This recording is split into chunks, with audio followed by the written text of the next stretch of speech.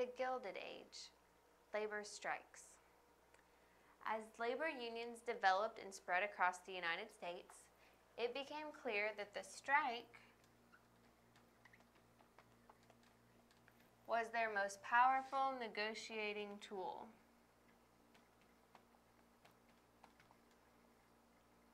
Laborers could ask for something as many times as they wanted, but would probably still get an answer of no to meeting any of the demands that unions usually made.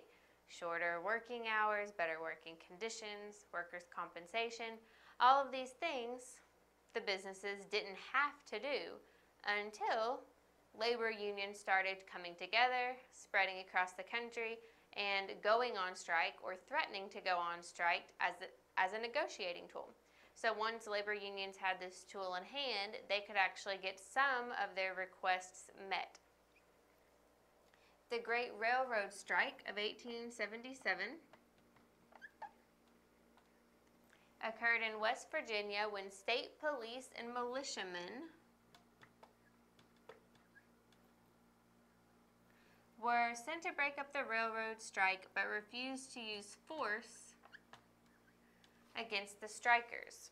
So this is getting some recognition because it was a bigger strike, and when these state police and militiamen refused to use force against the strikers, President Hayes sent in the army, and at least 100 people were killed breaking up the strike. This debacle set a bad precedent for future strikes. So, some strikes were able to end peacefully, but the more notorious ones are the ones that ended violently, that had to be broken up brutally. So, when the state police and militiamen refused to use force against the strikers to make them work and force them to stop being on strike, President Hayes sent in the army, and at least 100 people were killed breaking up this strike.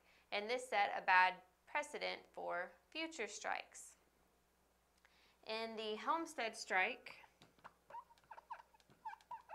of July 1892, which was in Pennsylvania, a group of soldiers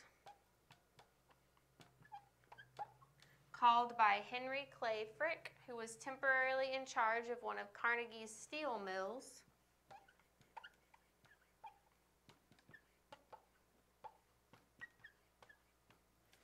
brutally broke up a strike. So this was another one that gained recognition because it was broken up violently and many people were injured, some were killed, and so the Homestead Strike is another well-known strike.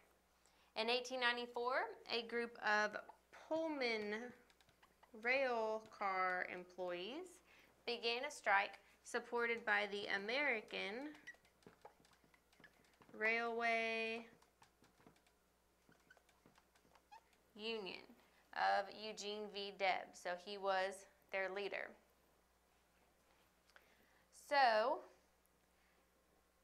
when the Pullman rail car employees went on strike, this prompted the American Railway Association to support them. In further support, all railway workers then went on strike to support these workers. So now you've got pretty much all the railway workers on strike, not working, railroads aren't moving, trade goods aren't being shipped, people aren't being moved, the mail isn't being moved, nothing's getting moved across the country by railroad at this point. So the rail owners got an injunction claiming that the rail workers were interfering with interstate trade.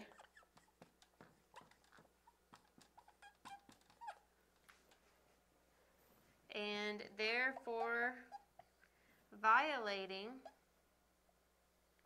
the Sherman Antitrust Act. So that act said that a group being formed together couldn't interfere with interstate trade.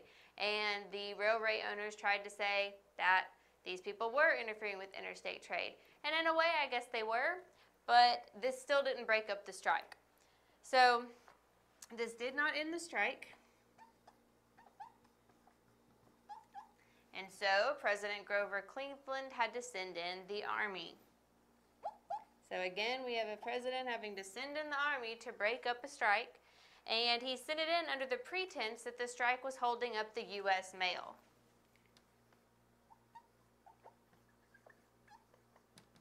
And while the railway cars weren't moving, mail could still be delivered the way that it was before, being traveled across the country just at a slower pace.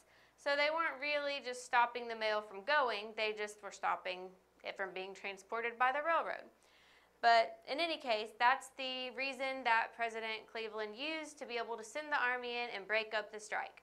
Again, this was something that was done brutally. This was an even more well-known strike because it was a national strike when all the railway workers went on strike to support the Pullman workers and to support the American Railway Union. So, this strike, which was brutally broken up, ended up leading to something positive for the workers. Later in 1894, in an effort to pacify